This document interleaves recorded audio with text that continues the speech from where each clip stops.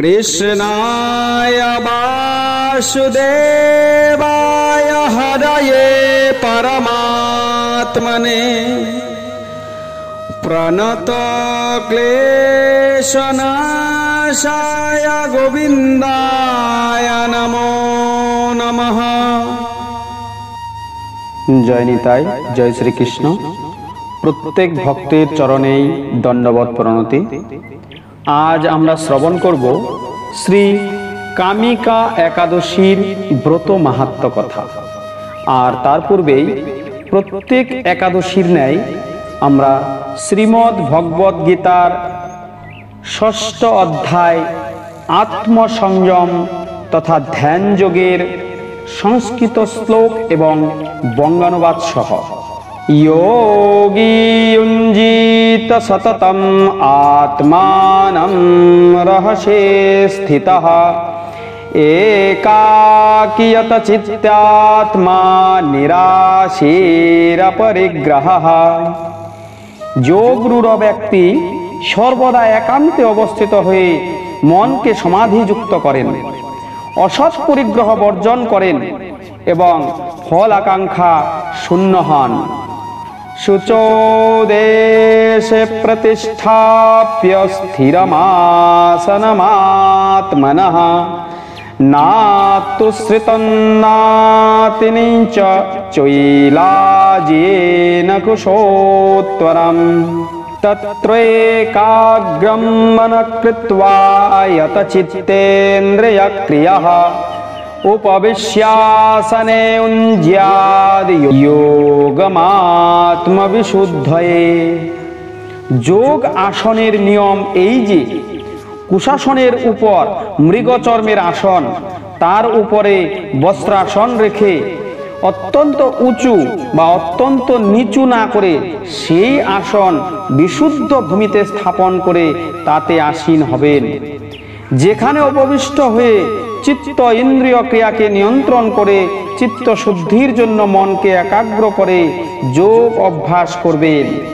সমং কায় শিরোগ্রীবং ধারয়ন্নচলং স্থিরঃ সম্প্রেক্ষনাসিকাগ্রম সন দিশশ্চানবলোকয়ন প্রশান্তাত্মবিগতভীর্ব্রহ্মচারি ব্রতে স্থিতঃ মনঃসংযম্য মচ্চিত্তো যুক্তয়াসিতমৎপরঃ।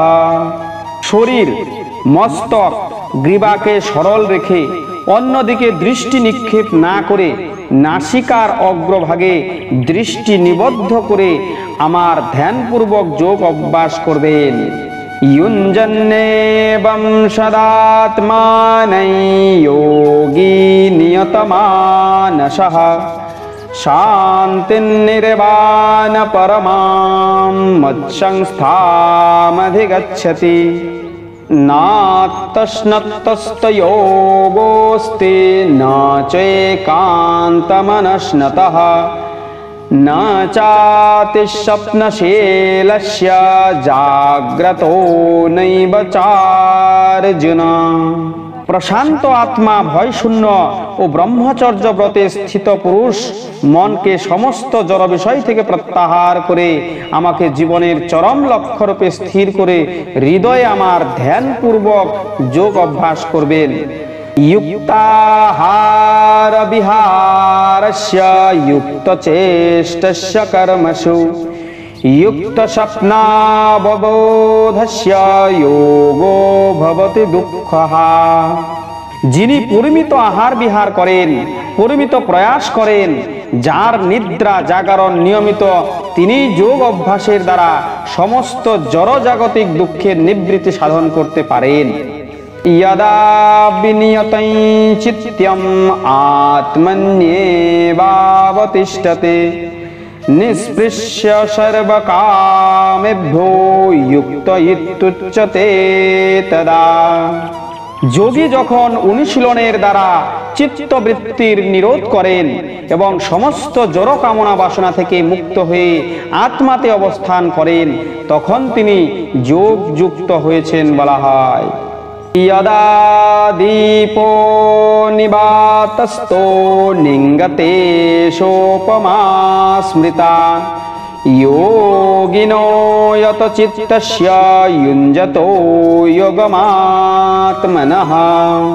বায়ুশূন্য স্থানে দীপশিখা যেমন কম্পিত হয় না, চিত্তবৃত্তির নিরোধ অভ্যাসকারী যোগীর চিত্তও তেমনি ভাবে অবিচলিত থাকে। জয় গীতা, জয় গীতা, জয় গীতা। এখন আমরা শ্রবণ করব শ্রী কামিকা একাদশীর ব্রত মাহাত্ম্য কথা। শ্রাবণ কৃষ্ণপক্ষিয়া কামিকা একাদশীর কথা ব্রহ্মবৈবর্ত পুরাণে যুধিষ্ঠির শ্রীকৃষ্ণ সংবাদে বর্ণিত হয়েছে। যুধিষ্ঠির মহারাজ শ্রীকৃষ্ণকে বললেন, হে গোবিন্দ, হে বাসুদেব, শ্রাবণ মাসের কৃষ্ণপক্ষের একাদশীর নাম ও মাহাত্ম্য সবিস্তারে আমার কাছে বর্ণনা করুন, তা শুনতে আমি অত্যন্ত কৌতূহলী। প্রত্যুত্তরে ভক্তবৎসল ভগবান শ্রীকৃষ্ণ বললেন, হে রাজন, পূর্বে দেবর্ষি নারদ প্রজাপতি ব্রহ্মাকে এই প্রশ্ন করলে তিনি যে উত্তর প্রদান করেছিলেন, আমি এখন সেই কথাই বলছি, আপনি মনোযোগ দিয়ে তা শ্রবণ করুন। এক সময় ব্রহ্মার কাছে ভক্তশ্রেষ্ঠ নারদ জিজ্ঞাসা করলেন, হে ভগবান, শ্রাবণ মাসের কৃষ্ণপক্ষিয়া একাদশীর নাম কি? এর আরাধ্য দেবতাকে? এই ব্রতের বিধি বা কি? এবং ব্রতের ফলে কি পুণ্য ফল লাভ হয় তা সবিশেষ জানতে ইচ্ছা করি। আপনি কৃপা করে আমাকে তা জানালে আমার জীবন ধন্য হবে। শ্রী নারদের কথা শুনে ব্রহ্মা অত্যন্ত সন্তুষ্ট হলেন। তিনি বললেন, হে বৎস, জগৎজীবের মঙ্গলের জন্য আমি তোমার প্রশ্নের যথাযথ উত্তর দিচ্ছি, তুমি তা শ্রবণ করো।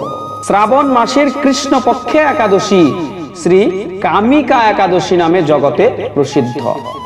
এই একাদশীর মাহাত্ম্য শ্রবণে বাজপেয় যজ্ঞের ফল লাভ হয়। ভগবান শ্রীহরির পূজা অর্চনা অপরিমিত পূর্ণ ফল প্রদান করে। গঙ্গা, গোদাবরী, কাশী, নৈমিষারণ্য, পুষ্কর ইত্যাদি তীর্থ দর্শনের সমস্ত ফল একমাত্র কৃষ্ণ পূজার মাধ্যমেই কোটি গুণ লাভ করা যায়। সাগর ও অরণ্যযুক্ত পৃথিবী দানের ফল, দুগ্ধবতী গাভী দানের ফল অনায়াসে এই ব্রত পালনে লাভ হয়। যারা পাপ পূর্ণ সাগরে নিমগ্ন, এই ব্রতই তাদের উদ্ধারের একমাত্র সহজ উপায়। এই রকম পবিত্র পাপ নাশক শ্রেষ্ঠ ব্রত আর জগতে নেই। শ্রী হরি স্বয়ং এই মাহাত্ম্য কীর্তন করেছেন। রাত্রি জাগরণ করে যারা এই ব্রত পালন করেন তারা কখনো দুঃখ দুর্দশাগ্রস্ত হন না। এই ব্রত পালনকারী কখনো নিম্নজনী প্রাপ্ত হন না। কেশব প্রিয়া তুলসী পত্রে যিনি শ্রী হরির পূজা করেন, পদ্ম পাতায় জলের মতো তিনি পাপে নির্লিপ্ত থাকেন। তুলসী পত্র দিয়ে বিষ্ণু পূজায় ভগবান যেমন সন্তুষ্ট হন, মণি মুক্তা আদি মূল্যবান রত্নের মাধ্যমেও তেমন প্রীত হন না। যিনি কেশবকে তুলসী মঞ্জুরি দিয়ে পূজা করেন তার জন্মার্জিত সমস্ত পাপ ক্ষয় হয়ে যায়।